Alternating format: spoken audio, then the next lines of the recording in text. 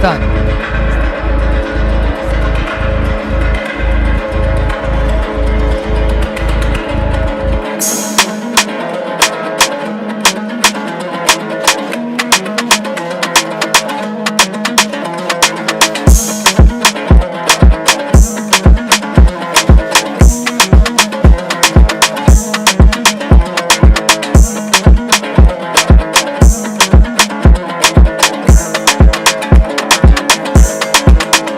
Катар мемлекетінен оралдық.